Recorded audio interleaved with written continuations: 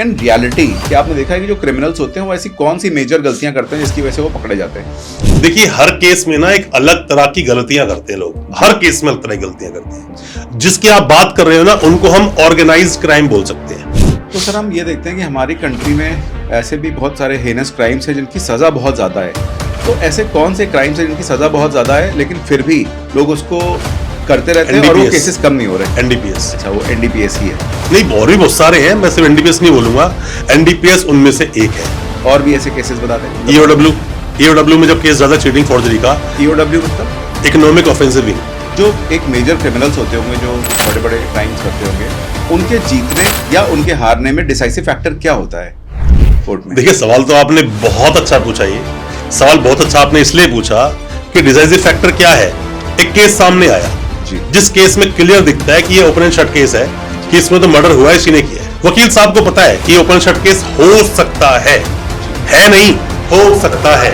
तो सर, ये जानना चाहेंगे कि अगर कभी किसी कोई एक गैदरिंग है, वहाँ पे किसी की मारपीट हो गई बहुत ज़्यादा और वो बात बढ़ गई काफ़ी, तो क्या वो वाला जो क्राइम हो, क्या वो हेनस क्राइम में काउंट करेगा? सर देखो, हीनियस, सीरियस और नॉर्मल क्राइम्स, पहले आप ये समझ लीजिए। कहीं पार्टी चली, लड़ाई झगड़ा हुआ, 2 थप्पड़ किसी को मार दिए, सीरियस थोड़ी है। मैक्सिमम क्या होगा, 323 में 115 जो बीएनएस का सेक्शन है, उसमें एक एफआईआर लॉन्च हो जाएगी जी। पुलिस स्टेशन जाते ही आपको बेल मिल जाएगी।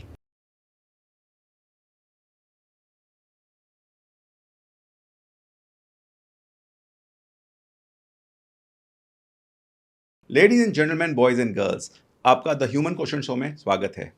आज का टॉपिक थोड़ा सीरियस है। आज हम बात करने वाले हैं क्राइम्स और हेनस क्राइम्स के बारे में। वो क्राइम्स जो सिर्फ हेडलाइंस नहीं होते बल्कि पूरी सोसाइटी को शेक कर देते हैं। जब भी हम ऐसे क्राइम्स के बारे में सुनते हैं, एक सवाल ज़रूर आता है, आखिर कोई इंसान इतना बड़ा क्राइम करने तक पहुंच कैसे जाता है? और जब ऐसे केसेस कोर्ट तक पहुंचते हैं तो लॉ उन्हें कैसे डील करता है? इन्हीं सवालों को समझने के लिए आज हमारे साथ हैं एक एक्सपीरियंस्ड सुप्रीम कोर्ट के criminal lawyer mister Virendra Verma. नमस्कार वीरेंद्र सर, आपका बहुत बहुत स्वागत है द ह्यूमन क्वेश्चन शो में। बहुत बहुत शुक्रिया, आपने मुझे चांस दिया बोलने के लिए। और बस मेरी आवाज़ हर उस इंसान तक पहुंचे जो कानून की जानकारी लेना चाहता है। सगा संबंधी जानकार कोई भी अगर कभी जेल गया है या ऐसा कुछ हो रहा है कि हो सकता है, मेरी वीडियो बहुत ज़्यादा काम की है। वीडियो को पूरा देख के समझें। मैं वो बातें बताऊंगा जो शायद आपको बुक्स में देखने से नहीं मिलेगी। ऐसे भी लोग जो लोग जेल नहीं गए और केवल जानकारी के लिए देखना चाहें, बहुत जरूरी है सर। देखिए, ऐसा होता है, जरूरी नहीं है कि जो कुछ आप सीख रहे हो तो काम करोगे ही। अगर आपको परमाणु के बारे में आप अगर सुन रहे हो कि परमाणु कैसे असेंबल होना है, तो आप कल असेंबल ही करने वाले हो, जरूरी नहीं है जी बिल्कुल। पर आपकी नॉलेज स्ट्रांग होनी चाहिए। जो कुछ मिले ले लोगे, एक वक्त के बाद वो नॉलेज इकट्ठा होते होते इतना ढेर बन जाएगी कि आप कहीं भी बैठकर किससे कुछ भी बात कर सकोगे। बिल्कुल सर, बिल्कुल सही। हम लोग नॉलेज एनहांस करते हैं और हम जरूर चाहेंगे कि आप हमारे दर्शकों का नॉलेज एनहांसमेंट करें। कोशिश करूंगा एजुकेट कर सकूं लीगल अवेयरनेस के लिए। बिल्कुल सर, हमें पूरा विश्वास है ऐसा ही होगा। Thank you. तो सर, शुरू करते हैं जी। सबसे पहले मैं ये जानना चाहता हूँ कि आपने अपनी लाइफ में इतने सारे क्रिमिनल केसेस देखे होंगे, तो क्या कोई ऐसा केस है जिसका रीजन देख के आप खुद ही शॉक हो गए हो? देखिए, रीजन ऐसे तो बहुत सारे केसेस हैं, बहुत सारे केसेस जिसमें कि होता क्या है कि जरूरी नहीं है कि सामने वाले ने जो अपराध किया फाइनेंशियल गेन के लिए किया हो। यह भी जरूरी नहीं है कि किसी को किससे रंजिश थी तो ही उसको मारा हो। जरूरी यह भी नहीं है कि सामने वाले का कोई मोटिव था पर फिर भी अपराध हुए, और अपराध होते हैं जी। अपराध कई बार तो ऐसे होते हैं कि सामने वाले को एक्सपेक्टेशन ही नहीं थी, उसको एक्सपेक्टेशन ही नहीं थी कि मेरे साथ कुछ होने वाला है, और इमीडिएटली जब वो पूरा पैक हो गया, जेल पहुंच गया, लगभग 1.5-2 साल काट लिए, उसके बाद पता चलता है उसको अच्छा ऐसा भी हो सकता था। मैं एक छोटे केस के साथ में एग्जांपल देके आपको समझाता हूं। एक केस था हमारे पास। वो जो लड़का था उसकी एज थी लगभग 35 साल के आसपास जी। जो लड़की थी उसकी उम्र थी आज की डेट में जब वो केस दर्ज हुआ लगभग 22 साल के आसपास जी। दोनों साथ में रह रहे थे। लड़की ने कंप्लेंट ये लिखवाई कि ये जो आदमी है ये मुझे 2009 से एक्सप्लॉइट करता हुआ आ रहा है जी। पॉक्सो एक्ट आया 2012 में, ठीक, 9 से एक्सप्लॉइट करता हुआ आ रहा है। कंप्लेंट जब उसने दी तो उसे किसी सलाह ये दी कि भाई ये तो कंसेंट का मामला है, लड़की तेरा कंसेंट में रह रही है, तू टेंशन मत ले, कुछ नहीं होगा तेरे साथ। पुलिस स्टेशन तू गया भी तो भी पुलिस तुझे अरेस्ट नहीं कर सकती। वो आदमी इतना ओवर कॉन्फिडेंट हो गया कि पुलिस ने बहुत मौके दिए कि भाई पॉक्सो केस लगेगा तुझ पर, लड़की जब से तेरे साथ लगातार चल रही है और तू मैरिड भी है, बाइगेमी भी लगेगा तेरे ऊपर, पर वो माना नहीं, इतना ओवर कॉन्फिडेंट था। जब वो अरेस्ट हो गया तो भी उसको लगा 2-4 दिन में बाहर आ जाऊंगा जी। वो जेल बैठा रहा तो उसको लगा चार्जशीट के बाद बाहर आ जाऊंगा जी। फिर उसको लगा चार्ज के बाद बाहर आ जाऊंगा। फिर लगा लड़की गवाही होगी, फिर बाहर आ जाऊंगा, वो आदमी बाहर ही नहीं है, सजा होगी उसे। ओहो। तो ऐसे केसेस भी होते हैं। कभी कभी बोलते ना, नीम हकीम खतरा है जान। जी। आपको पता नहीं होता ज्यादा कुछ, आप खामा खा की कुछ बातें सुनकर और उन चीजों को अप्लाई कर देते हो अपनी जिंदगी में, इसीलिए आपको सालों साल जेल में गुजारने पड़ते हैं। तो इससे सीख हम ये सकते हैं कि कहीं पे भी इस तरह की कोई चीज़ आए, सबसे पहले अपने एक लॉयर से कंसल्ट करें और उसके आगे फिर बिल्कुल लॉयर से कंसल्ट करो, और उससे करो जिसने उस तरह के केस पहले लड़े हो। जी। पहले तो जब कोई अपराध होता है ना, पहले शुरू में मजा आता है, बंदा फन के लिए करता है उस अपराध को। जी। कुछ अपराध ऐसे भी हैं, जी। फन के लिए करता है, मजा आ रहा होता है, उसके बाद में उसकी वो हैबिट बन जाती है, मजबूरी बन जाती है। अब वो ना निकल सकता है ना बाहर जा सकता है, क्योंकि ऐसा होता है ना, पगमार्क तो रह जाते हैं ना। आप बेशक कितनी दूर की आप दूरी तय कर लो, पीछे चलकर जो है पगमार्क रह जाते हैं। एनडीपीएस के मामलों में ऐसा बहुत बार देखा जाता है। एनडीपीएस मतलब narcotics and drug and psychotropic substance. 1985 में ये एक्ट आया, जिसमें कि किसी भी तरह से नशीले पदार्थ को जो सेल परचेज करता है, आयात निर्यात करता है, किसी भी तरह से मतलब उसमें इन्वॉल्वमेंट है, तो ऐसे मामलों को एनडीपीएस केसेस बोलते हैं। एनडीपीएस केसेस, मान लीजिए कोई इंसान अभी हेरोइन किसी के कहने से पैकेट यहां से वहां कर रहा था जी। कुछ वक्त बीत गया, उसका उसको पता चला मुझे मिलते हजारों रुपए, इसमें तो हेरोइन है, एक चीज को देने के लाखों रुपए मिलते हैं, तो मैं क्यों ना कर लूं जी। उसने उसको कर लिया, चीजें बढ़ती गई, आगे बढ़ता गया। आज वो छोड़ना चाहता है, छोड़ता है तो छोड़ते ही वो पकड़ा जाता है जिसके साथ वो काम कर रहा था। उसके फोन में उसकी चैटिंग मिलती है जी, कुछ पेमेंट का ट्रांजैक्शन मिलता है जी, यहीं से पुलिस को अरेस्ट कर लेती है और जेल पहुंचा देती है। और एनडीपीएस में बेल लेना इतना आसान नहीं है। Narcotic drug and psychotropic substance जो ये एक्ट जो है, बड़ा ही एक सीरियस, मैं बोलता हूं कि जल्दी से बेल नहीं मिलेगी। सेक्शन 37 यही बोलता है जी। सेक्शन 37 ट्विन कंडीशंस देता है। पहला कि जो प्रोसिक्यूशन, मतलब मैं बोलूं पीपी साहब को पूरा बोलने का मौका दिया जाएगा जी। और एनडीपीएस में कमर्शियल क्वांटिटी में बेल तभी मिलेगी जब यह लगता है कि आपने वो अपराध नहीं किया। तो ऐसे में शुरू में तो उसको बस मजा आ रहा था जी, बाद में करना शुरू कर दिया, जब नाम सामने है उसको उठा लिया। आज वो इंसान 3-4 साल से जेल में है, अभी तक बेल नहीं हुई। ऐसे बहुत सारे हैं। कुछ लड़के इकट्ठे हुए, कहीं पर गए, लड़ाई झगड़ा, किसी एक बंदे का किसी लड़ाई झगड़ा हो गया, बाकी सब गए। स्कूल में होता है ऐसा, या ग्रेजुएशन की लाइफ में ऐसा होता है कि मारने में मजा आ रहा होता है किसी को जी। अब वहां पर गए, मारा पीटा, पता चला बंदा मर गया। वो आदमी मर गया तो मर्डर केस सब पे आएगा ना जी जी। नॉलेज और इंटेंशन, नॉलेज थी आपको, आप मारने जा रहे हो किसी को जी, इंटेंशन मारने की थी या नहीं, बात की बात है जी। प्रिपरेशन और मोटिव बन जाता है। मोटिव तो क्लियर, आप मारने जा रहे हो ना जी। प्रिपरेशन, आप डंडे हथियार कुछ तो हाथ में लेकर गए होगे जी। तो ये चार चीज जब भी कभी क्रिमिनल केसेस में आती है तो वो जो मामले होते हैं अपने आप में प्रूव हो जाते हैं जी। तो ये तो आपने बताई, जैसे कि जो कच्चे क्रिमिनल्स होते हैं कि उनको पता ही नहीं होता है कि वो क्राइम कर रहे हैं। अगर हम कुछ ऐसे, कई बार हम लोगों ने अपनी मूवीज़ में देखा है, बॉलीवुड मूवीज़ में, हॉलीवुड मूवीज़ में भी, कि जो क्रिमिनल्स होते हैं बहुत ही अच्छी प्लानिंग के साथ काम करते हैं। इतना प्लान करते हैं कि लोगों को उनको पकड़ना मुश्किल होता है। बिल्कुल। इन रियलिटी क्या आपने देखा है कि जो क्रिमिनल्स होते हैं वो ऐसी कौन सी मेजर गलतियां करते हैं जिसकी वजह से वो पकड़े जाते हैं? देखिए, हर केस में ना एक अलग तरह की गलतियां करते हैं लोग, हर केस में अलग तरह की गलतियां करते हैं। जिसकी आप बात कर रहे हो ना, उनको हम ऑर्गेनाइज क्राइम बोल सकते हैं जी। ऑर्गेनाइज क्राइम की ही आप बात कर रहे हो, जिसमें कि आप बोलो क्रिमिनल कौन सी गलती करते हैं। जो जानबूझ के अपराध कर रहे हैं ना बार बार, वो तभी कर रहा है जब उसको पैसा मिल रहा हो उससे। ये साइकोपैथ है तो बात ही अलग है ना, उससे पैसा मिल रहा होगा उसको। तो ऐसे में इसके लिए अलग से बीएनएस में एक सेक्शन बना 111/111, तो बोलता है ये कि ऑर्गेनाइज क्राइम के लिए बना। अब मान लीजिए चीटिंग और फ्रॉड लोग कर रहे हैं, ऑनलाइन कुछ भी सिस्टम चला रहे हैं, लोगों के अकाउंट से पैसा उड़ा रहे हैं, लिंक क्लिक करवा रहे हैं, तो ऐसे में पैसा किसी ना किसी के अकाउंट में तो गया होगा जी। पुलिस वहां से उठाना शुरू करती है। या जो फोन यूज, जिस नंबर से कॉल आया, वो कभी ना कभी हो सकता है उसके घर के वाईफाई से ऑन हो गया हो, तो घर का पता लगा लेते हैं जी। आप जिस नंबर से कॉल कर रहे हो वो सिम कहीं दूसरे किसी फोन में यूज कर ली गई हो, वहां से पता लगा लेते हैं। कभी भी अगर कोई चीटिंग हो रही है, अगर एक ही आदमी उसके अंदर है तो प्लानिंग बड़ा वो फुल प्रूफ कर रहा होगा जी। बट चीटिंग इतना आसानी से एक ही बंदे से होती नहीं है जी। आप किसी के बोलने से किसी को 5 लाख रुपए पैसे दोगे नहीं जी। या तो आप जानता हो, अगर आप उसको जानते हो, पैसा दे रहे हो, तो अकाउंट भी उसी का, नंबर भी उसी का, आदमी भी वही, पकड़ा जाएगा। पर आपने सवाल ये पूछा कि बंदे वो जो पकड़ में नहीं आते जी, और ऐसी कौन सी गलतियां कर रहे होते हैं जी। वो गलतियां अकाउंट्स की होती हैं, गलतियां वाईफाई की होती हैं, गलतियां नंबर्स की होती हैं, गलतियां फोन की होती हैं जिससे उन्हें ट्रैक कर लेते हैं। पर मैं एक बात और आपको और बता दूं, जो ये ऑर्गेनाइज क्राइम वाले जो मामले होते हैं ना, इसमें एंड लेयर तक पुलिस बहुत कम पहुंच पाती है, बहुत अच्छा। कम।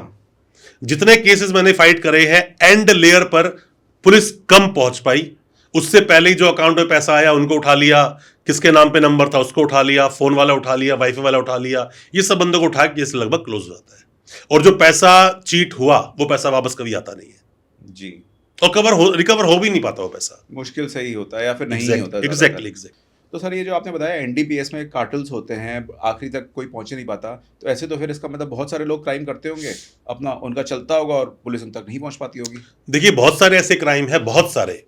अपने देश में अफीम की खेती भी होती है, नीमच में जाओ खेती होती है ना, पर वो तो लाइसेंस्ड है, लाइसेंस उनको मिला हुआ है। जी अपने देश में बहुत सारी हेरोइन आती है, जी एमडीएम में बहुत सारा बाहर से आता है। जी आप इवन जो अपने देश में ही बहुत सारे फार्मास्यूटिकल जो कंपनीज हैं, जी। वहां से ऐसी प्रोहिबिटेड मेडिसिन बनती हैं जो कि नॉर्मल हाथों में नहीं जानी चाहिए पर जाती हैं, जी जबकि बैच वैच सब क्लियर होता है। गलतियां कहां हो रही होती हैं कि जो कंपनी का ऑनर है, हो सकता है कि वो उसमें इन्वॉल्व ना हो, जी पर उसका स्टाफ इन्वॉल्व हो। जी कितने लाख टैबलेट्स कहां के कहां पहुंच गई, जी। पर जब भी वो पकड़ा जाएगा तो उसका एक बैच नंबर होता है, उस बैच नंबर से वो उस फार्मास्यूटिकल कंपनी तक पहुंच जाते हैं। जी या मान लीजिए एक हमारे पास केस आया था, काफी पहले का ये केस है, जिसमें काफी हैवी मात्रा में किलो के भाव से, मतलब उसके अंदर वहां पे हेरोइन मिली। हेरोइन कैसे मिली? मुलेटी आती है ना, मुलेटी जो खाते हैं हम जी, लोग, मुलेटी। मुलेटी के अंदर बीच में थोड़ी थोड़ी क्वांटिटी में वो सब डाली हुई थी। जो जब इंडिया आई, पाउडर के अंदर डाली हुई हाँ जी, जब वो आया, जब इंडिया, पाउडर में नहीं, जो ओरिजिनल मुलेटी होती है, ओके, लकड़ी टाइप की जो लकड़ी होती टाइप है, की हाँ। होती है, ओके। जब वो इंडिया, जब वो आया, सब कंटेनर आया, तो यहाँ कंटेनर रखा हुआ था। जब रेड पड़ी, तो रेड पड़ने के बाद में कंटेनर से मुलेटी जो मिली और साथ में जो वो कट्टे वगैरह मिले, उसके अंदर से बहुत कुछ मिला, ऐसा मटेरियल जो कॉन्ट्राबैंड ही बोलते हैं इसको। जब कमर्शियल क्वांटिटी जब आपके पास मिल जाती है, तो कॉन्ट्राबैंड से देखा कि वो माल सारा अफगान से आया था। जी अफगान से किसके पास से आया था वहां तक पुलिस नहीं पहुंची, पर इंडिया में कैसे आया, कहां पर आया, किसने लिया, किसने पैसा दिया, किसने पैसा नहीं दिया, वो सब पुलिस ने अटैक कर लिया। जी बिल्कुल। अफगानिस्तान तक तो पहुंचना ही मुश्किल है, वहाँ तो हमारी पुलिस काम नहीं करेगी, वहाँ तो इंटरपोल काम करेगी। नहीं, ऑब्वियसली बात है, आप जा सकते हो, चीजें कर सकते हो, एक्शन कर सकते हो, पर मैंने मैक्सिमम मामलों में ऐसा देखा कि यहां पर पुलिस नहीं पहुंच पाती है, एंड में पुलिस नहीं पहुंच पाती है। बाकी सब जो आसपास के छोटे मोटे होते हैं, जो मेमने होते हैं, उन सबको पकड़ लेती है पुलिस। तो ये एक ऐसी बात है कि चलिए, अगर इंडिया के बाहर की कोई बात है तो फिर वहाँ पे नहीं पकड़ पाते, क्या ऐसे भी कार्टल्स है जो कि इंडिया में और वहाँ तक भी नहीं पहुँच पाती बहुत पुलिस? सारे हैं ऐसे भी। अच्छा। कई बार नाम सामने आता है कि ये माल कहां से आया, यहां से आया, उसको नहीं पकड़ा गया। एक्चुअली जब पुलिस इन्वेस्टिगेशन करती है ना, तो कई बार ऐसी कड़ियां आती हैं कि उस एक कड़ी को पकड़ने का मतलब आगे की 4 कड़ी और पकड़ना। जी अगर ऊपर लेवल पे सेटिंग होगी तो फिर उस कड़ी को पकड़ने की जरूरत क्या है? तो जो सेटिंग्स होती हैं, ये भी एक रियलिटी ही है, जैसा कि मूवीज में दिखाते हैं। देखो, सेटिंग्स होती हैं, ऐसा नहीं कि सेटिंग नहीं होती हैं, सेटिंग्स होती हैं, पर ये मान लीजिए कि चीजें ओपन नहीं हो पाती हैं, सामने नहीं आ पाती हैं। जी सेटिंग कहाँ नहीं होती, आप बताओ मुझे कहाँ पर नहीं होती। हम किसी को ब्लेम नहीं कर रहे हैं, हम किसी पर एलिगेशन नहीं लगा रहे हैं, पर होता है ऐसा, सबको पता है ऐसा होता है, लेते काम चल जाता है। पर मैं फिर भी आपको यही बोलूंगा कि अगर अपने देश में अगर सीरियस कुछ कानूनों के बारे में अगर बात की जाए, तो एनडीपीएस उनमें से एक है, जिनमें लोगों को जल्दी से बेल नहीं मिलती। 10 साल से 20 साल तक की सजा हो जाती है, 1 लाख से 2 लाख तक का जुर्माना हो सकता है। जी तो ऐसी चीजें सामने आ जाती हैं कि अगर इन चीजों को देखा जाए सही से, तो जल्दी सामने वाले का बेल मिलना भी बड़ा मुश्किल हो जाता है, क्योंकि इसमें 3 क्वांटिटी है, small quantity, intermediate quantity, commercial quantity. Small quantity bail हो जाएगी, इंटरमीडिएट पे नहीं होगी, जी उस पर चार्जशीट लगेगी, 2-4 महीने और जेल काटनी पड़ेगी। और जब कमर्शियल क्वांटिटी है, वो तो जब तक आप आईओ को नहीं तोड़ोगे, या फिर आप कुछ ऐसा नहीं दिखाओगे पुलिस ने केस को प्लांट किया हुआ है, या फिर ऐसा नहीं दिखाओगे पुलिस ने बहुत सारे लीगल जो फॉर्मेलिटीज है उनको पूरा नहीं किया है, तब तक बेल नहीं मिलती। वक्त लगता है इन चीजों में। जी। तो जिस तरीके से आपने बताया पुलिस की मुस्तैदी के बारे में, आजकल हमारे कई सारे प्रोग्राम्स भी आते हैं टीवी पे, हम लोग देखते हैं, अलग अलग टाइप के प्रोग्राम्स होते हैं, बहुत सालों से भी चले आ रहे हैं, जो कि क्राइम के ऊपर होते हैं, और उसमें दिखाता है कि पुलिस किस तरीके से पकड़ रही है। तो उनका रियलिटी से उसमें और रियलिटी में गैप होता है, या फिर वैसे ही होती है चीज़ें जैसे उसमें दिखाते हैं? देखो, पुलिस जो है ना, पुलिस जो वर्ड है, पुलिस स्टेशन और पुलिस की कार्रवाई, जी ये कुछ ऐसे शब्द हैं जो कि आम जनता से कोसों दूर है, कोसों दूर। जी वो समझ भी नहीं पाएंगे पुलिस की प्रोसीडिंग्स क्या होती हैं, वो समझ भी नहीं पाएंगे। अभी मेरे घर से मेरे फादर को, मेरे भाई को, जानकार को उठाकर ले गए, तो कहां ले जाकर रखेंगे? आम इंसान भटकता रहेगा, वेट करेगा रात भर, अब आएगा कॉल, अब आएगा कॉल, अब आएगा कॉल, कॉल नहीं आता। सुबह हो जाती है, पता ही नहीं कहां पर है। वो लोकल पुलिस स्टेशन जाते हैं, पुलिस स्टेशन बोलते हैं यहाँ तो लेके नहीं आए किसी को भी। अब वो बेचारा क्या करे, आम जनता है। जी पर कई बार हम जैसे ही जो पॉडकास्ट में बोल रहे हैं या जो रील्स या किसी के माध्यम से आपने देखा हो, हमेशा बोलते हैं अगर ऐसा कुछ है इमीडिएटली 112 नंबर पे कॉल करो और बोलो कि कुछ लोग आए थे, किडनैप करके ले गए, कौन लेकर गए, कहां लेकर गए हमें नहीं पता, बोल रहे थे पुलिस वाले थे। जब आपको बताया नहीं है, जब आपको इंफॉर्मेशन तक करेक्ट नहीं दी गई है, यही नहीं पता कौन आया, कहां से आया, क्यों लेकर गया, क्या एफआईआर है, तो किडनैपिंग ही बोलेंगे इसको, इलीगल डिटेंशन बोलेंगे इसे। जी तो इलीगल डिटेंशन में अगर कोई इंसान 112 नंबर कॉल कर दोगे, वो कॉल सर्कुलेट हो जाएगा और जहां पर भी वो इंसान है, अगले देखना कुछ मिनटों में आपके पास कॉल बच जाएगा कि वो इंसान यहां पर है। अपने देश का कानून ये बोलता है कि 24 घंटे में आपको मजिस्ट्रेट साहब के सामने पेश भी तो करना पड़ेगा। जी बिल्कुल। पर क्या हर इंसान 24 घंटे में कोर्ट में पेश हो जाता है? बहुत ही एक मुश्किल सवाल क्या है। इंसान बिना पिटे कोर्ट में पेश होता है? बिना पिटे भी नहीं होता। क्या इंसान बिना गाली वाली खाए को उसमें पुलिस स्टेशन में रात को मच्छर जब तक उसे ढंग से काट वाट ना ले, क्या वो पेश होता है? नहीं होता है। बहुत सारी बातें हैं दोस्त, बहुत सारी ऐसी चीजें हैं जो कि हम सही मायनों में देखे सामने नहीं आती, पर पुलिस का काम करने का तरीका ऐसा ही है जी और सही भी है कुछ हद तक। जी अगर जो भी क्रिमिनल्स हैं उनके साथ में अगर ऐसा ट्रीटमेंट नहीं करते हैं तो उन लोगों को बढ़ावा मिल जाता है। जी पर बात यह भी सही है कि आप किसी भी, देखो हम सभी लोग जो किताबों में लिखा गया है ना उसके अंदर ही बंद है। जी उसमें लिखा हुआ फंडामेंटल राइट अगर लिखा हुआ आर्टिकल 21 लाइफ एंड लिबर्टी, तो आपको जिंदगी जीने का नहीं, जिंदगी भरपूर जिंदगी जीने का अधिकार है। जी तो पुलिस वाला रात भर आपको नंगा करके वहां बिठा दे, मच्छर रात भर काटते रहे, तो ये लाइफ एंड फ्रीडम की परिभाषा नहीं है। जी बिल्कुल। रात भर सोना दे, मारते पीटते रहे, ये कोई आपकी लाइफ एंड लिबर्टी की परिभाषा नहीं है। जी बिल्कुल। खाना पीना ना देना, ये कोई लाइफ एंड लिबर्टी की परिभाषा नहीं है। तो ऐसे बहुत सारे राइट्स होते हैं।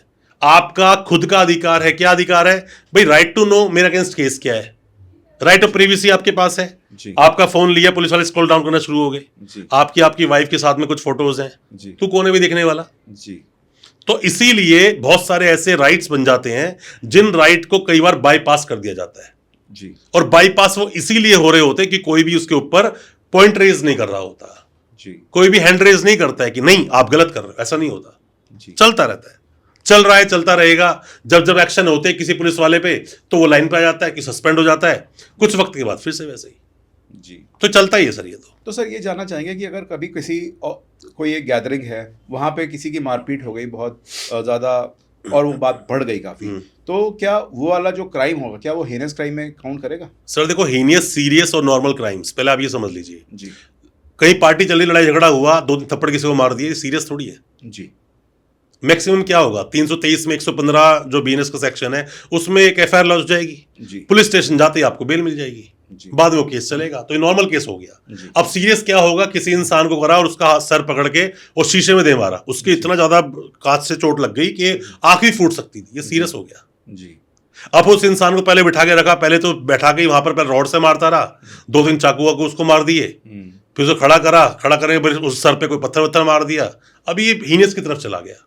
जी जैसे जैसे केस की डिग्री बढ़ती जाएगी वैसे वैसे वो मामला नॉर्मल से सीरियस, सीरियस से हीनियस बन जाएगा। जी तो डिपेंड करता है केस क्या है, प्रिपरेशन थी कि नहीं किसी को मारने की, मोटिव था कि नहीं, इंटेंशन थी कि नहीं, नॉलेज कोई इंसान उससे मर सकता है वो थी कि नहीं, ये हर चीज को देखा जाता है। उसके बाद ही डिसाइड होता है कि कितनी सजा उसको मिल सकती है, किन सजा उसको नहीं मिल सकती, किन सेक्शन में वो केस दर्ज होगा।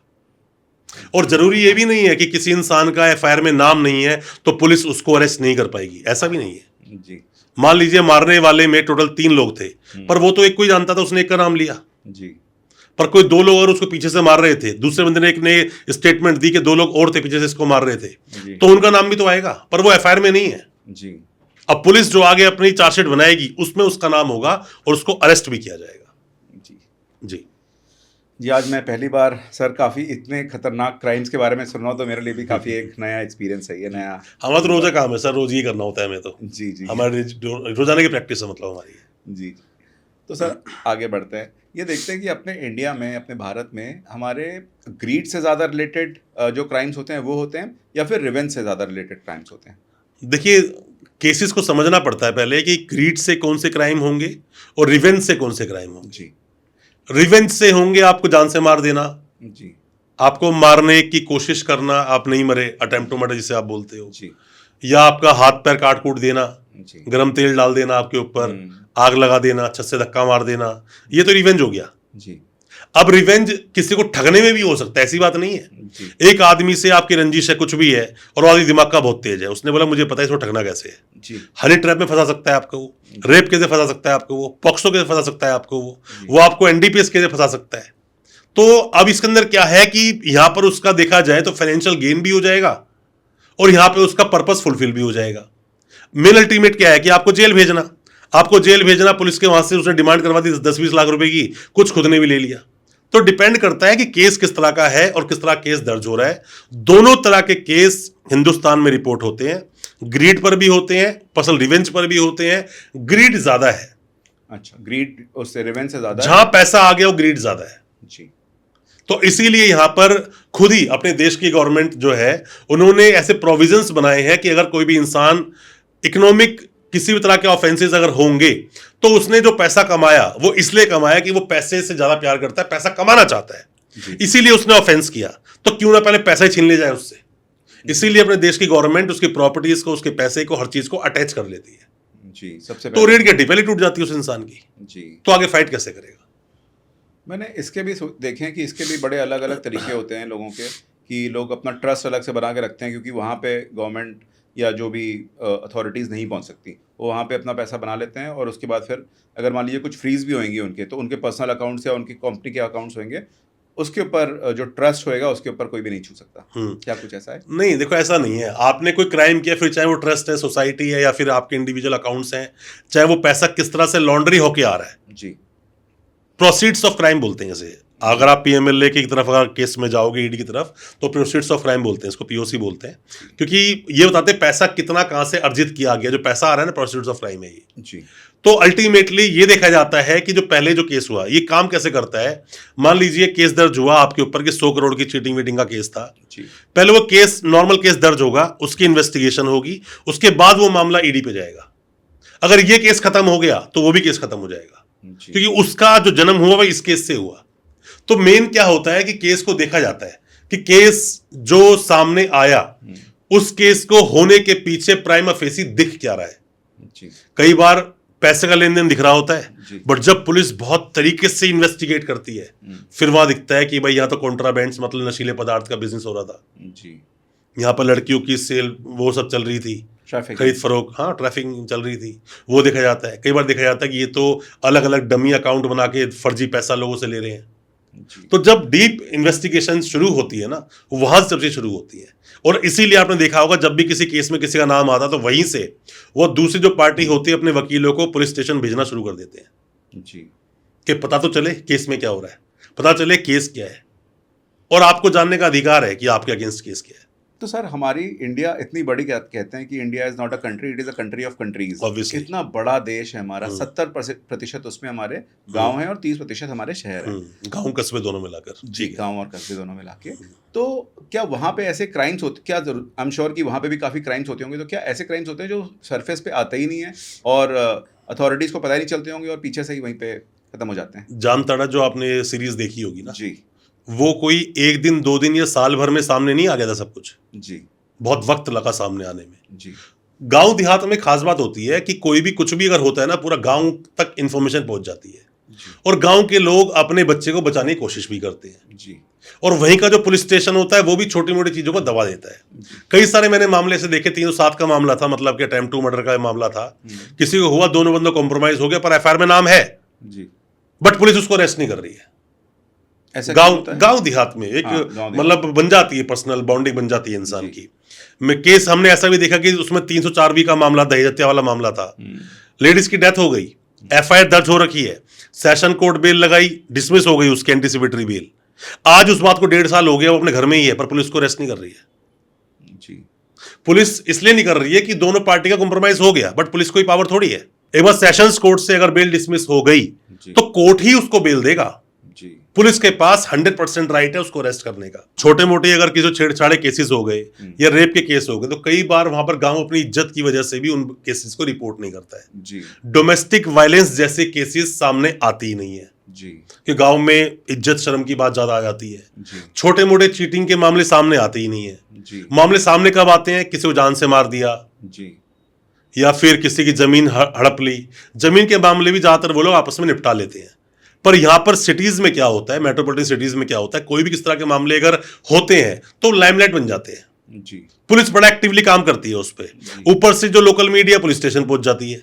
पुलिस स्टेशन जाकर वो वीडियोग्राफी कर कर पुलिस वाले भी बड़े मुस्तैदी के साथ वो सामने खड़े होकर फोटो खिंचवाते हैं, देखो हमने कितना बड़ा एक क्रिमिनल पकड़ लिया हम लोगों ने। जबकि ऐसा है नहीं, आप किसी की अल्टीमेटली इंसल्ट ही तो कर रहे हो। जी ऐसा होना नहीं चाहिए। ऐसा कई बार बोला, हाईकोर्ट ने ही बोला कि आप इस तरह से किसी इंसान को इंसल्ट नहीं कर सकते। मैं तो ये भी देखा है कि कई सारे क्रिमिनल्स की परेड निकालते हैं, उसकी इंसल्ट करते हुए परेड निकालते हैं, मारते पीटते हैं उसको। ये नहीं हो सकता, कभी भी इनह्यूमन की तरह हमें ट्रीट नहीं किया जा सकता। इसीलिए बेड़ियां लगाना, हथकड़ियां लगाना बंद किया गया। क्या बेड़ियां मत लगाओ, हथकड़ियां मत लगाओ, हथकड़ी लगाए कोर्ट में लेके मत आओ, बंद किया गया। इसीलिए आप एनिमल्स की तरह किसी को ट्रीट नहीं कर सकते, पर पुलिस करती है। तो क्या ये अभी बंद हो चुका है कि आप बेड़िया तो बंद है। बेड़िया बंद है, बेड़िया बना के हाँ, बेड़िया वगैरह बंद है। इवन किसी को आप आइसोलेशन में भी नहीं डाल सकते। जी पर बात यह है कि आप अल्टीमेटली हथकड़ी लगाते हो, हथकड़ी लगा के लेके आते हो, पर कोर्ट में जब पेश करोगे तो हथकड़ी नहीं होगी, या कोर्ट में भी अगर हथकड़ी है तो स्पेशल परमिशन के साथ होगी, वरना नहीं होगी। जी ऐसे पुलिस वाला किसी को मार दे, ये तो बिल्कुल एडमिसिबल ही नहीं है। वो पुलिस वाला सस्पेंड हो सकता है। गाली वाली बकना, किसी को मार देना, टॉर्चर करना, ये सब नहीं चलेगा। जी ये सब नहीं चलेगा, मतलब बिल्कुल नहीं चलेगा। जी आप कानून के अंडर काम करते हो तो कानून की दी गई जो रूपरेखा है उसी के हिसाब से तो काम करोगे ना। आप अपना खुद का तो रोम नहीं बसा सकते ना। जी जी तो सर अभी आपने कोर्ट की बात की कि कोर्ट में हथकड़ी नहीं लेके आ सकते, लेकिन कोर्ट में कई सारे क्रिमिनल्स तो आते ही हैं। तो जो एक मेजर क्रिमिनल्स होते होंगे, जो बड़े बड़े क्राइम्स करते होंगे, उनके जीतने या उनके हारने में डिसाइसिव फैक्टर क्या होता है कोर्ट में? देखिए, सवाल तो आपने बहुत अच्छा पूछा। ये सवाल बहुत अच्छा आपने इसलिए पूछा कि डिसाइसिव फैक्टर क्या है। एक केस सामने आया जी जिस केस में क्लियर दिखता है कि ये ओपन एंड शट केस है, कि इसमें तो मर्डर हुआ है, इसी ने किया है। जी वकील साहब को पता है कि ये ओपन शट केस हो सकता है, जी है नहीं, हो सकता है। जी वकील साहब उसमें पूरी अपनी जान लगाकर और साथ में केस को पढ़कर कि यहां पर कहां कहां लूप होल्स हैं, कहां कहां ऐसे पॉइंट्स छोड़ दिए पुलिस ने जहां इन्वेस्टिगेशन का सही तरह से उसको रूप नहीं दिया गया, वहीं से उसको निकाल के ले जाते हैं। अब मर्डर केस है, मर्डर वेपन आपने रिकवर कर लिया, रिकवर कहीं दूर से किया, एक भी इंडिपेंडेंट विटनेस नहीं है, वीडियोग्राफी आपके पास है नहीं, जी तो वो जो रिकवरी वो अपने आप में ही इलीगल हो जाएगी। जी आपने किसी इंसान को पकड़ा, अब वो बंदा खुद बोल रहा है कि मैंने उसको मारा, ऐसे ऐसे मारा, तो मेरी ही टेस्टिमनी के बेस पर, मेरी जो स्टेटमेंट है उसके बेस पर मुझे आप कन्विक्शन नहीं दे सकते। जी आपको beyond of any reasonable doubt आपको प्रूव करना पड़ेगा कि मैंने ही वो अपराध किया है। जी वकील साहब, मैं बता रहा हूं आपको दोस्त, वकील साहब जिस तरह से चार्जशीट को पढ़ते हैं ना, वो उसकी हर लाइन को बार बार पढ़ते हैं, खास करके एफआईआर की लाइन को, क्योंकि वहीं से वो पॉइंट निकालते हैं कि इस पुलिस वाले ने इन्वेस्टिगेशन तो की, बट इन्वेस्टिगेशन कैसे की। मान लीजिए उसने ये बोला कि भाई जहां पर ये कट्टा पड़ा हुआ था ये हमें वहां साथ लेकर गया। जी अब हम उसमें पढ़ते हैं साथ लेकर गया, तो हम जब सवाल पूछते हैं हम ये बोलते हैं कि आपने कट्टा बरामद किया उस जगह से, क्योंकि वो पहले चीफ दे चुका होता है, हम बोलते हैं हाँ इस जगह से किया। तो आप आगे चल रहे थे, आपके साथ में एक हवलदार था, फिर साथ में ही लड़का चल रहा था, ये बात सही है? जी उसने बोला हाँ। अब उसने बोला हाँ, तो तुझे कैसे पता कट्टा वहां पर पड़ा है? तू आगे कैसे था? आगे तो वो होगा जी जिसने अपराध किया, कट्टा तो उसको पता क्या डाला है उसने। और अगर आगे भी डाला है तो वो कैसे था, क्या उसका कोई भी एविडेंस है? क्योंकि देखो, जब प्लांट कोई चीज होती है ना, तो प्लांट करते हुए भी पुलिस कई सारी गलतियां कर देती है। जी पुलिस ये बोलती है कि उस एरिया में सब लोग आए पर अपनी जायज मजबूरी बता बता कर चले गए, हम कोई भी इंडिपेंडेंट विटनेस नहीं ला पाए। जी तो कोर्ट से ये बोलते हैं, हाईकोर्ट सुप्रीम कोर्ट ये बोलते हैं कि अगर आप ये स्टेटमेंट देते हो कि वहां पर लोग नहीं थे इसलिए लोग आए और चले गए, तो कोई भी आपका इंडिपेंडेंट विटनेस नहीं बना, तो हम इसको डाउटफुल रिकवरी मानेंगे। ये डाउटफुल है, क्योंकि यही बोलता है कानून कि अगर पुलिस अपनी कोई भी एक्शन को कर रही है और उसमें किसी को बोला कि आप इस केस में विटनेस बने, जी और वो बनने से मना करता है, तो पुलिस उस पर एक्शन भी तो कर सकती है। जी तूने एक्शन क्यों नहीं करा उसके ऊपर? इसका मतलब ऐसा कोई आदमी कभी तो टकराया ही नहीं, और तूने जानबूझ के लोगों को इंडिपेंडेंट विटनेस बनाया ही नहीं। जी मारपीट के मेरी स्टेटमेंट ले ली और क्या पता किसने कांड किया था वो निकल गया, तूने इसको पकड़ के बिठा लिया। जी, ऐसी चीजें होती है। बहुत होती है सर। कोर्ट में जब खड़े होते हैं तो एक चीज की 50 तरीके निकल रहे होते हैं कि नहीं इसमें ऐसा हो सकता है, नहीं उसमें ऐसा हो सकता है। पर मैं ये जरूर बोलूंगा आपको कि अपने देश में एनडीपीएस तो खैर एक है ही ऐसा मैटर, पर पॉक्सो और ज्यादा जबरदस्त एक ऐसा एक एक्ट है जिसमें इंसान जब अटकता है ना दोस्त, तो सालों साल तक बाहर नहीं निकलता, खास करके सेक्शन 6 वाले। जी जिस पर सेक्शन 6 लग गया वो बेचारा, मान लीजिए कन्विक्शन लेवल जो है, कन्विक्शन का जो रेशो है बहुत हाई है, जी बहुत ज्यादा हाई है। सजा कम से कम 20 साल, उम्र कैद, फांसी तक भी हो सकती है। और सेक्शन 4 उससे थोड़ा कम है, बट उसमें भी सजा 10 साल, 20 साल उम्र कैद तक है। तो पॉक्सो ऐसा एक कानून है जिसमें ज्यादा सबूत नहीं चाहिए। बच्चे ने बोल दिया कि इन अंकल ने, इन भैया ने, या इन जो भी कोई जानकार है उन्होंने मेरे साथ ऐसा किया, उसको फाइनल मान लिया जाएगा। सिर्फ ये देखना होगा कि वो जो स्टेटमेंट दी गई है वो कितना ट्रस्टवर्दी है। जी तो हर एक केस अलग है, हर केस अपने अलग रूपरेखा से चलता है, हर एक केस में अपने खुद के फैक्ट्स होते हैं। उन फैक्ट्स को कंबाइन करना पड़ता है हमको लीगल फैक्ट्स के साथ, तब एक केस को प्रेजेंट किया जाता है। जी जी तो सर एक चीज़ और जानना चाहेंगे कि अपने इंडिया में बड़े सारे क्राइम्स होते हैं और कई सारे क्राइम्स को बहुत लाइमलाइट भी मिल जाती है जो कि मीडिया में भी आ जाते हैं और उसके बारे में बात भी होती है, जिसको एक टर्म दिया गया है कि मीडिया ट्रायल्स भी होते हैं। तो क्या मीडिया ट्रायल्स जो होते हैं वो हमारी कोर्ट की जो जजमेंट होती है या उसकी प्रोसीडिंग्स होती है, क्या उसको भी इन्फ्लुएंस करती हैं कभी? देखिए, मीडिया ट्रायल्स ना कोर्ट के जजमेंट्स को बिल्कुल भी इन्फ्लुएंस नहीं कर पाती है, जी और कर भी दिया हो किसी किसी को तो बात अलग है, वैसे कर नहीं पाती है, क्योंकि वहां पर कोर्ट में सब कुछ सबूत के बेस पे चल रहा होता है। सबूत क्या क्या है, उन सबूत को किस तरह प्रेजेंट किया गया, साथ में ही जो डिफेंस लॉयर है कैसे सवाल पूछे गए, उन सबूत का क्या वर्जन रह गया, क्या अस्तित्व रह गया या बिल्कुल भी अस्तित्व नहीं रहा, इन सबको देखने के बाद एक केस डिसाइड होता है। एक जज साहब जब कोई भी डिसीजन देते हैं ना, तो वो जानते हैं कि अगर मैंने सजा सुनाई तो ये अपील में केस जाएगा, जी और अगर कोई एविडेंस ही नहीं है तो मैंने सजा कैसे सुना दी इसको, तो मुझसे भी तो कुछ जाएगा ना ऊपर, मेरा प्रमोशन भी रुक सकता है। जी तो ऐसी बहुत सारी चीजें होती हैं कि ऐसा नहीं होता कि मेरे ट्रायल ने कुछ चला दिया उसके बेस पर ही किसी को कन्विक्शन कर देना, ऐसा नहीं होता। तो सर कई बार ऐसा भी होता है कि दो लोगों के बीच में कोई क्राइम हुआ, कोई आई विटनेस नहीं है, कोई आपको ऐसा क्लू नहीं मिलता है, तो फिर उसको आगे कैसे बढ़ाते हैं? क्योंकि अगर किसी ने शिकायत की कि भाई इन्होंने मेरे साथ इस तरीके से चीज़ की, कोई आई विटनेस नहीं मिला, तो उसको केस को आगे कैसे बढ़ाया जाएगा वहाँ पे? यहाँ 2-3 तरह से एग्जाम्पल देकर समझाता हूँ मैं आपको। जी एक लड़की बोलती है कि ये मुझे होटल रूम में लेकर गया जी और इसने मेरे साथ में फोर्सफुली सेक्स किया, जी फोर्सफुली इंटरकोर्स किया। जी तो यहाँ तो विटनेस हो ही नहीं सकता ना। जी बिल्कुल एक कमरे में क्या हुआ, या तो सीसीटीवी लगा रखा, वो लगाएगा तो और फंसेगा होटल वाला, बिल्कुल तो सही लगा बात कैसे है। रखा है तूने। जी तो यहाँ पर विटनेस की गवाही अपने आप में विटनेस बन गई। जी तो ऐसे बहुत सारे मामले हैं। अब मैं एग्जांपल देकर समझाता हूँ, कई बार एग्जांपल मैंने दिया भी है। मर्डर केस और इसमें अटेम्प्ट टू मर्डर में जिसका मर्डर हो तो मर गया, जी वहां आई विटनेस कोई है नहीं, जी सीसीटीवी है नहीं, गवाही कौन दे पता नहीं, कोई भी गवाह नहीं है। जी सामने वाले पे एक ऑफेंस लगा कि भाई तूने वो अपराध किया है, तूने मर्डर किया है, उसको उठा ले जेल भेज दिया, जी यहां तो कभी आएगा भी नहीं विटनेस, जी। मर चुका है वो इंसान। जी अटेम्प्ट टू मर्डर में जिसको चाकू वाकू लगे, गोली वोली लगी, जिसका हाथ पैर काट दिया, वो सामने खड़ा हुआ है। जी तो स्ट्रॉन्ग केस कौन सा हुआ? अटेम्प्ट टू मर्डर, जी क्योंकि स्टेटमेंट मिलेगी, गवाही देगा वो गवाह। जी 302 में गवाह नहीं है, जबकि सीरियस केस कौन सा है? 302। तो सर जरूरी नहीं है कि हर केस में विटनेस होगा।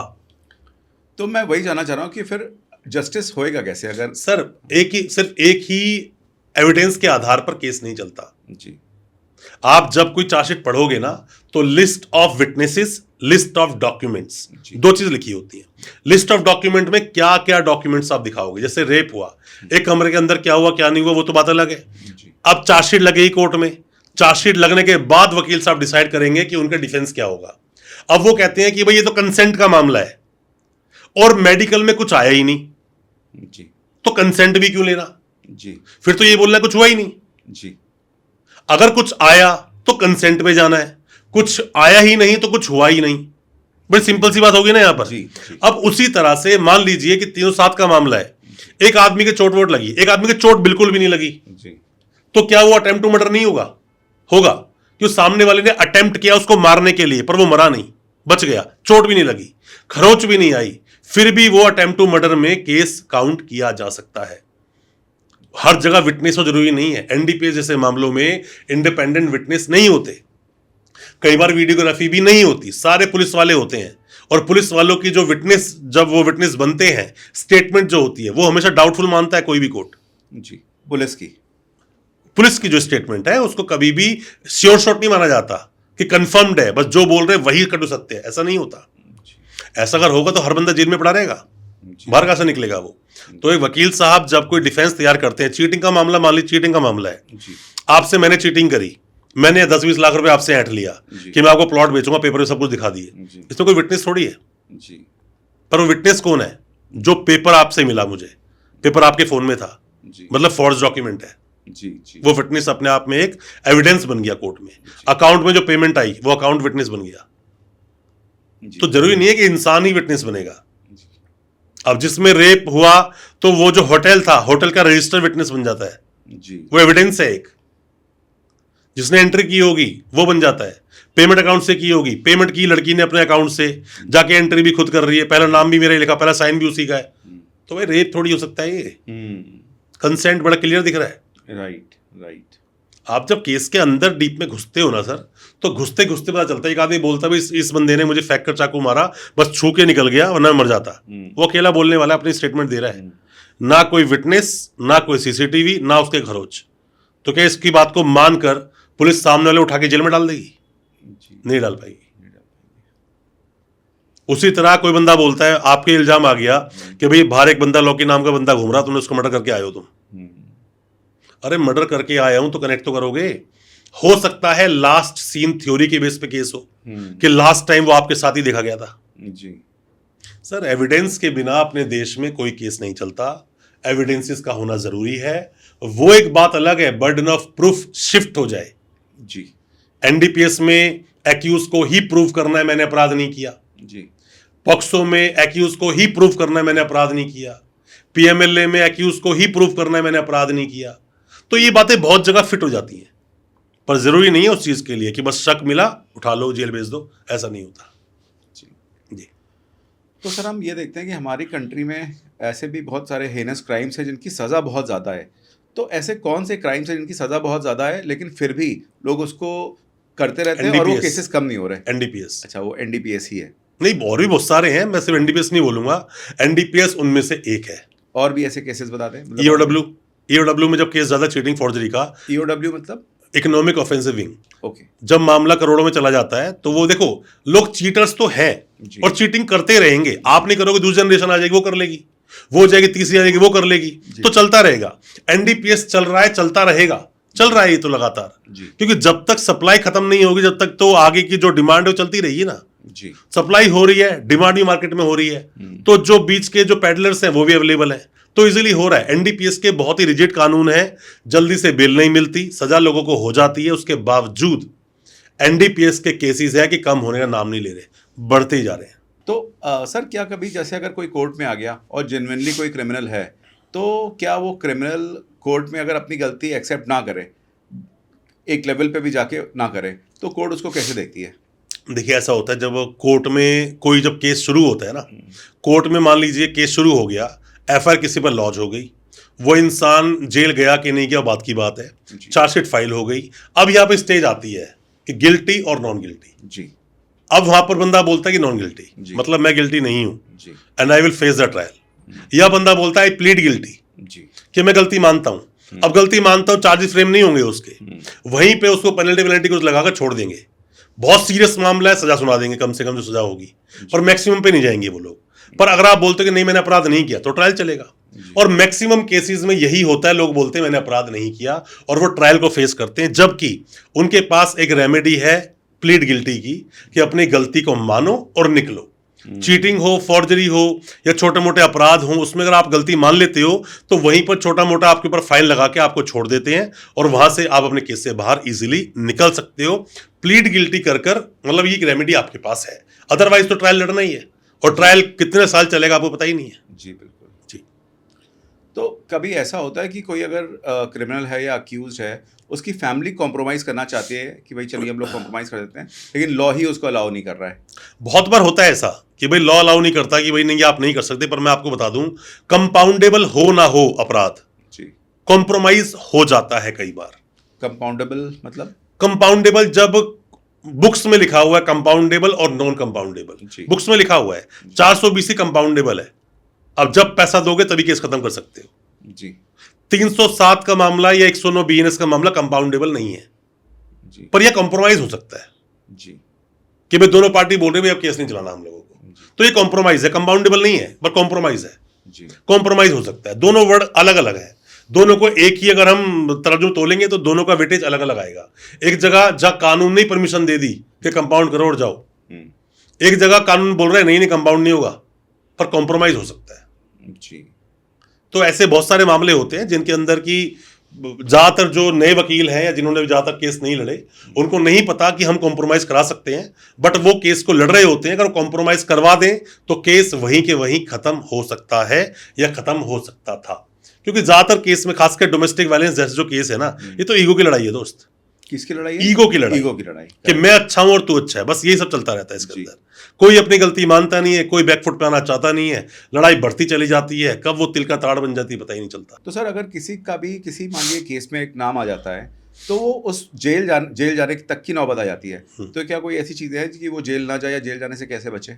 सर इसको ना पूरा समझने के लिए कुछ आप इस तरह समझ लीजिए कि बहुत सारे केस ऐसे होते हैं जिसमें पुलिस आपको डायरेक्ट अरेस्ट कर ही नहीं सकती, जी पर आम जनता है, लोग हैं, उन्हें कानून के बारे में नॉलेज नहीं है, इसीलिए वो अपने लिए इतना गहरा गड्ढा खोद लेते हैं कि वो उसे निकल नहीं पाते कभी भी। जी जैसे मान लीजिए नॉर्मल सा एक केस हो गया, 420 का केस पकड़ लेते हैं, 318 सब सेक्शन 4 जो बीएनएस का सेक्शन है। अब पुलिस ने किसी एफआईआर में उसका नाम लिखा हुआ है, नाम लिखा है, उसने सोचा पुलिस अब तो अरेस्ट करेगी। जी अरेस्ट जैसी एफआईआर में उसने देखा, किसी ने उसको एडवाइस की, उसने फोन वोन बंद किया, घर वर में ताला लगाया, भाग गया। अब वो गायब है, 1 महीना 2 महीने हो गए वो गायब है, और एक बार भी पुलिस घर पे नहीं आई उसके। ऊपर से उसने क्या किया, एंटीसिपेटरी बेल लगा दी। जी एंटीसिपेटरी बेल लगा दी तो हालांकि जज साहब की भी ड्यूटी बन जाती है कि वो पहले पूछें कि भाई क्या एप्रीहेंशन है कि तुझे पुलिस अरेस्ट करेगी, ये तो बता। वो एप्रीहेंशन तो बताई नहीं, बट वहां उसकी बेल डिसमिस हो गई। जिस केस में पुलिस उसको अरेस्ट तक करना नहीं चाहती, घर पे कभी नहीं आई, और अगर अरेस्ट करना चाहती भी है तो पहले नोटिस देगी। ये मैंडेट प्रोविजन है, 7 साल तक के अपराध में 41A का नोटिस देना पड़ता है या 35(3) का नोटिस देना पड़ता है BNSS के प्रोविजन के अनुसार। अब उसको या तो नोटिस देगी, ना पुलिस ने उसको अरेस्ट किया ना नोटिस दिया, और उसकी बेल भी एंटीसिपेटरी डिसमिस हो गई। जी तो उसने गड्ढा अपने आप खोदा है उसका। तो हर एक चीज के लिए हर एक केस में नाम आपका आ जाए और आप सीधा एंटीसिपेटरी बेल लगाने चले जाओ, ये आप बहुत बड़ी गलती करते हो। हर केस में एंटीसिपेटरी बेल नहीं लगाई जाती, पहले केस की चीजों को समझो। एफआईआर में नाम आया तो पुलिस का रुख क्या है, क्या पुलिस नोटिस देगी या नहीं देगी? अरे फरार होने से अच्छा आप कहीं और भी तो रह सकते थे, फोन ऑन रख सकते थे, पुलिस कॉल करती आप बात कर सकते थे, अपने वकील साहब को पुलिस स्टेशन भेज सकते थे। मैं बार बार बोलता हूं, फरार होना इज नॉट अ सॉल्यूशन। फरार आप हो जाओगे, एंटीसिपेटरी बेल डिसमिस हो जाएगी, साल 6 महीने गायब रहोगे, 82 की प्रोसीडिंग चालू हो जाएगी। 82 बोलते हैं एब्सकॉन्डर की जब प्रोसीडिंग चालू होती है, एब्सकॉन्डर की। उसके बाद जब भगोड़ा करार कर देता है जब कोर्ट, उसके बाद फिर आपकी प्रॉपर्टी कुर्क करी जाती है। तो ये सब प्रोसीडिंग बहुत बाद में नंबर आता है, बट मैं पहले ही आपको बोलना चाहूंगा, ये खामा का चक्कर में मत पड़ो। हर चीज के लिए एंटीसिपेटरी बेल लगाना जरूरी नहीं है, बट एंटीसिपेटरी बेल है क्या आप ये भी समझ लीजिए। एंटीसिपेटरी बेल होता है बेल बिफोर अरेस्ट। आपका नाम आ गया, मान लीजिए आपका नाम आ गया 307 के मामले में, अटेम्प्ट टू मर्डर में, या एनडीपीएस में किसी ने आपका नाम ले लिया कि भाई ये एक एक्स नाम का आदमी है जिसके अकाउंट में कुछ पैसे के ट्रांजेक्शन हुई और कुछ कॉल भी हुई। अब आपको पता चला किसी के थ्रू कि यार तेरा तो नाम आ गया। एनडीपीएस वाले केसेस में लोग डरते बहुत हैं, क्योंकि इसमें सीधा उठा के जेल में डाल देते हैं और सालों तक बेल नहीं होती। अब आप फरार हो गए, पुलिस ने कुछ नहीं किया जबकि अभी फरार हो गए। पुलिस ने नोटिस दिया आपको 67 का नोटिस दिया, उसके बावजूद भी आप जाके इन्वेस्टिगेशन ज्वाइन नहीं कर रहे हो, फरार हो, एंटीसिपेटरी बेल जल्दी से मिलेगी नहीं आपको। एंटीसिपेटरी बेल लगाई, डिसमिस, हाई कोर्ट के डिसमिस, सुप्रीम कोर्ट के तो भी डिसमिस। अब मान लीजिए एंटीसिपेटरी बेल आपने लगाई हाई कोर्ट में, बेल डिसमिस हो गई, पर आपके पास कुछ जजमेंट है जो सटीक आपके ही ऑर्डर पे चलता है, आपके केस उसमें पूरी तरह से फॉल करता है, या कुछ सर्कमस्टेंस बदल गए या कुछ चीजें बदल गई, आप दोबारा जा सकते हो एंटीसिपेटरी बेल लगाने। जरूरी नहीं है एक बार लगाई डिसमिस हो गई दोबारा आप जा नहीं सकते, आप जा सकते हो। सुप्रीम कोर्ट भी है, पर जाके अपनी बात को बोलो तो। बच्चे को दूध तब मिलता है जब वो रोता है। पहले प्रेजेंस तो अपनी नोट करवाओ जी कि भाई मेरे साथ में गलत हो रहा है और ये केस ऐसा नहीं है। जजमेंट्स हैं अपने देश में बहुत सारे, आप उन जजमेंट्स को अगर देखोगे तो सिर्फ और सिर्फ किसी से फोन पर बात कर लेना या सिर्फ और सिर्फ किसी इंसान से व्हाट्सएप पे चैट कर लेना या पैसा कुछ अकाउंट में आया, इट्स नॉट मीन कि आप भी इस कार्टेल में इन्वॉल्व हो, कि आप भी ये जो प्रोहिबिटेड मेडिसिन, प्रोहिबिटेड जितनी भी चीजें हैं उनके सेल परचेज में आप इन्वॉल्व हो। इसका मतलब ये नहीं होता। पीछे के बहुत सारे कारण हो सकते हैं, उनको समझना चाहिए। एंटीसिपेटरी बेल का जो कंसेप्ट है एक बहुत ही वास्ट, बहुत ही बड़ा कंसेप्ट है, पूरा समझना जरूरी है। इसीलिए बोलता हूं कभी भी जब आप एंटीसिपेटरी बेल लगाते हो, वकील साहब से पहले केस को डिटेल में डिस्कस करो। जी सर मेरी एफआईआर क्या बोलती है, सर मेरी कंप्लेंट क्या बोलती है, सर इसका ये ऑर्डर है वो क्या बोलता है, इनको देखकर आपको क्या लगता है, आपकी सर स्ट्रेटेजी क्या होगी। पहले केस को डिस्कस कीजिए। खामखा जाके हर एक केस को उठाकर एंटीसिपेटरी बेल नहीं डालनी चाहिए। हर एक केस क्वैश भी नहीं होता है। आप सोच रहे हो आप जाकर सीधा क्वेश्चन लगाओगे और आपका नाम एफआईआर से बाहर हो जाएगा, ऐसा नहीं होता, इतना आसान नहीं है जी। उसकी भी कुछ टर्म एंड कंडीशंस होती हैं, कब तो आप क्वेश्चन लगा सकते हो, कब आप क्वेश्चन नहीं लगा सकते हो। बट हर मर्ज की दवा सिर्फ और सिर्फ आपको जेल जाने से बचना है, एंटीसिपेटरी बेल ही लगानी होगी, ये बिल्कुल जरूरी नहीं है। तो सर अभी आपने कुछ नंबर्स यूज किए थे 420, ये तो जो हमारे पहले आईपीसी थी और उसके बाद फिर बीएनएस आ गई, तो ये चेंज आया है, ट्रांसफॉर्मेशन जो हुआ है, उसकी वजह से एडवोकेट्स के लिए कितना बड़ा चैलेंज आया है ये? देखिए ट्रांसफॉर्मेशन तो नहीं, पर मैं ये बोलूंगा चेंजेस जरूर हुए। और चेंजेस क्या है, सेक्शन सारे बदल दिए गए, सेक्शन आगे पीछे सारे हो गए हैं जी। तो याद रखना थोड़ा टफ तो होता ही है, पर पढ़ना पड़ता है। हमारी यही हमारा काम है, यही हमारी ड्यूटी है, डेली पढ़ना है। डेली कोई ना कोई पिटिशन आती है 100 200 300 पेजेस की होती है, डेली तो पढ़ते हैं वो चीजें। तो इसलिए हमारे लिए पढ़ना इतना टफ नहीं होता, क्योंकि प्रोसीजर तो ऑलमोस्ट सेम है जी। चीजें बदली गई, कुछ चीजें एड ऑन की गई, कुछ चीजें रिमूव की गई जी। पर आईपीसी पर कमांड होना जरूरी है अगर हमें बीएनएस को समझना है जी। बिल्कुल। सीआरपीसी की कमांड होना जरूरी है अगर हमें बीएनएसएस को समझना है जी। एविडेंस एक्ट पर कमांड होना जरूरी है अगर बीएसए को समझना है। ये तीनों कानून नए आए, अपने देश का कानून इसको बोल रहे हैं 2023 का। तो इसके अंदर आप ये भी समझें कि पहले जो कुछ प्रोविजंस नहीं थे, पहले जो कुछ चीजें नहीं थी, वो चीजें यहां पर ऐड की गई, जैसे कि फॉल्स प्रॉमिस ऑफ मैरिज, इसके लिए अलग से सेक्शन बनाया गया, स्नैचिंग के लिए अलग सेक्शन बनाया गया। तो मैं बस यही बोलना चाहूंगा, जो नए वकील लोग आए अभी साल 2 साल में, उनके लिए तो डबल ये काम बन गया था। वो आईपीसी पढ़कर आए थे, बीएनएस द्वारा पढ़ना पड़ा।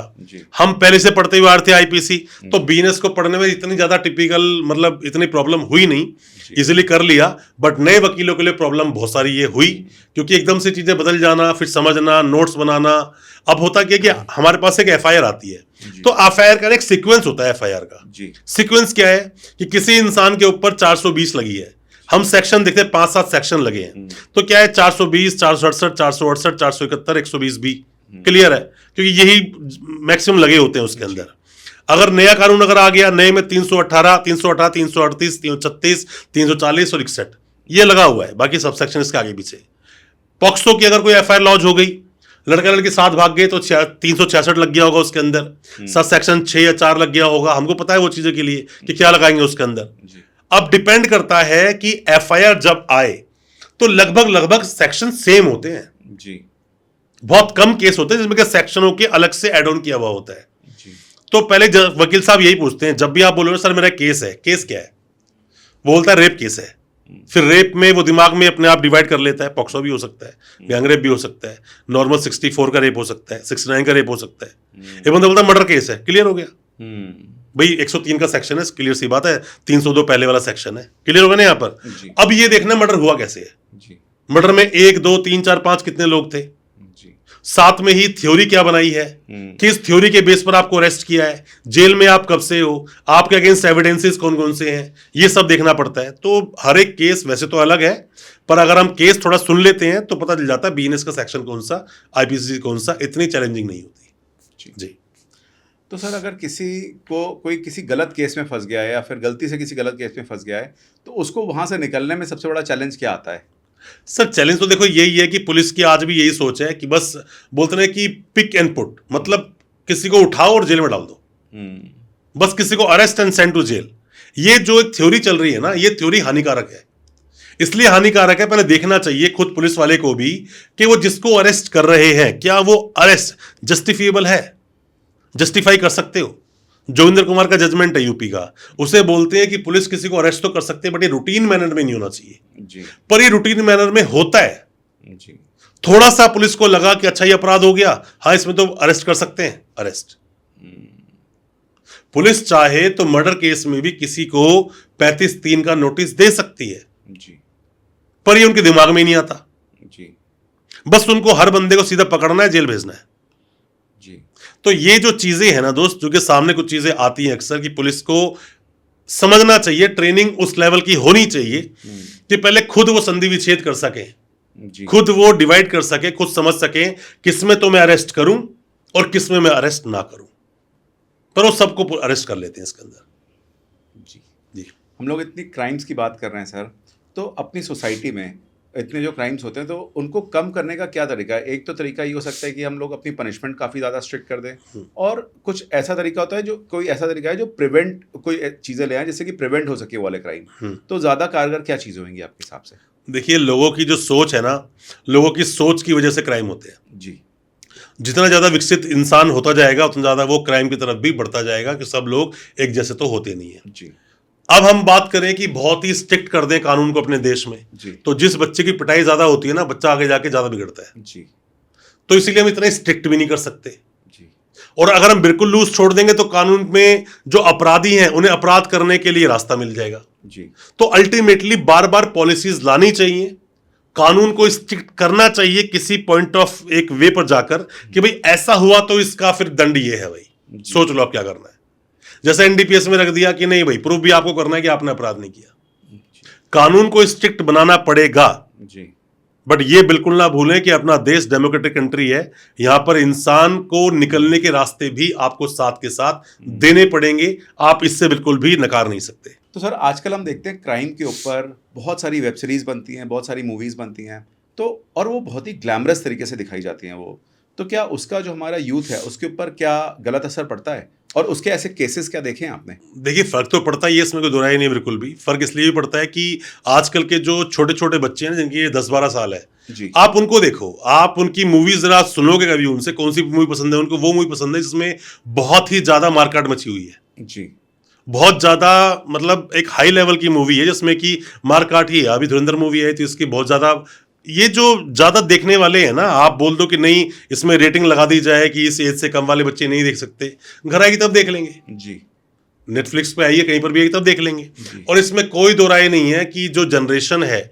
ये जो बच्चे हैं या जो कम एज के लोग हैं, वो कहीं ना कहीं ये मूवीज इन्फ्लुएंस करती हैं, उन्हें इन्फ्लुएंस करती हैं और उनको रास्ते भी दिखाती हैं कि ऐसा करने से कुछ नहीं होता या ऐसा करने से ऐसा होता है। हर इंसान को किक मिलने वाली बात होनी चाहिए ना, कि मुझे किक किससे मिल रही है। तो हर इंसान सोचता है कि मैं ऐसा करूंगा तो इतना बड़ा आदमी बन जाऊंगा, जबकि ऐसा होता नहीं है। जी वो गड्ढे खोद रहे होता है अपने लिए, गड्ढा खुद खोद रहा बिल्कुल, होता है, बिल्कुल। पर फिर भी कुछ कर नहीं सकते। ऐसी मूवीज पर हालांकि रोक लगनी चाहिए, बट फिर भी सामने वाला अपनी कुछ विचारों को प्रकट कर रहा है, तो ये आपकी ड्यूटी बनती है, आप किस तरह से उसको लोगे, किस तरह से आप उसको वापस दोगे। आपके हिसाब से अगर हम लोगों को इस वाली अपनी सोसाइटी में हेनस क्राइम्स अगर कम करने हो, तो उसके लिए सबसे ज़्यादा ज़रूरी क्या स्टेप्स उठाई जा सकती है? हमारे गवर्नमेंट या हमारे लॉ क्या एक मेजर स्टेप्स उठाए जा सकते हैं? देखिए, जहां जहां पैसा इन्वॉल्व होगा उन जी। क्राइम्स को तो कम नहीं कर पाओगे, कम हो ही जहां नहीं जहां पाएंगे। पैसा इन्वॉल्व होगा। जी अब कोई इंसान मर्डर करता है जी और या मर्डर हो जाते हैं, अगर उन्हें उस तरफ थोड़ा मतलब अध्यात्म की तरफ भेजा जाए तो शायद वो आदमी मर्डर ना करे, जी बट उसकी पहली नीड है फाइनेंस, पहली नीड है पैसा। जी तो पैसा तो जरूरत है ही ना, जी जहां पैसा इन्वॉल्व हो जाएगा वो क्राइम नहीं रुकेंगे जल्दी से। जी इसीलिए मेरा मानना यह है कि जो इन्वेस्टिगेशन भी जो होती है ना, जहां पैसा इन्वॉल्व होता है, जी उसकी इन्वेस्टिगेशन की डेली एक अपडेट होनी चाहिए। जी आज क्या हुआ, आज किसको बुलाया, आज किसको, हालांकि जीडी होती है, जर्नल डायरी होती है, बट उसमें कितनी एंट्रीज फेयर होती हैं, जरूरी नहीं है। जहां जहां पैसा इन्वॉल्व हो उसके लिए एक नया कुछ रूल लेके आना चाहिए गवर्नमेंट को, जिसमें कि पुलिस वालों पर भी थोड़ी सी नकेल कसी जा सके, और जहां जहां पैसा इन्वॉल्व है वहां पर उन पर बड़ी शार्प आई रखी जाए कि भाई क्या तो सही हो रहा है, क्या नहीं हो रहा है। बहुत सारी इन्वेस्टिगेशन बायस होती हैं, जी बहुत सारी इन्वेस्टिगेशन में जिनको पकड़ना चाहिए वो लोग उस पिक्चर में नहीं होते हैं, जी जिन्हें नहीं पकड़ा जाना चाहिए था वो पिक्चर में जरूर होते हैं। तो सर बहुत ही अच्छा लगा आप हमारे शो पे आए। इसने आपने काफ़ी इनलाइटन किया मुझे और हमारे व्यूअर्स को काफ़ी ज़्यादा इनलाइटन किया। आप शो पे आए, आपका बहुत बहुत धन्यवाद thank sir. You so much. मैंने कोशिश की जितना आपने सवाल पूछे को जवाब देने की। बाकी तो मैं जैसे आपको पहले ही बताया कि क्रिमिनल जो ये प्रैक्टिस है ये बहुत ही वास्ट है, बहुत ही बड़ी है। जी अलग अलग टॉपिक्स पे हम अगर बात करें घंटों तक हम बात कर सकते हैं, जी बिल्कुल। बट कोशिश करें जितनी बातें बोली गई उतनी लोगों तक पहुंचे और लोग अपने आप को एजुकेट कर सके। बहुत बहुत शुक्रिया दोस्तों, धन्यवाद। धन्यवाद। धन्यवाद। तो दोस्तों, आज की कॉन्वर्सेशन से ये समझ आता है कि लॉ सिर्फ रूल्स को सेट नहीं करता, बल्कि सोसाइटी को सेफ और बैलेंस रखने के लिए एक इंपॉर्टेंट सिस्टम है। मैं दिल से थैंक यू करना चाहूंगा मिस्टर वीरेंद्र वर्मा का कि उन्होंने अपने एक्सपीरियंस हमारे साथ शेयर किए। अगर आपको ये डिस्कशन इंटरेस्टिंग लगी तो इसे ज़रूर शेयर करें और अपने थॉट्स और कमेंट्स बताएं। Thank you so much for watching और जल्दी मिलते हैं एक और इंटरेस्टिंग कॉन्वर्सेशन के साथ। नमस्कार।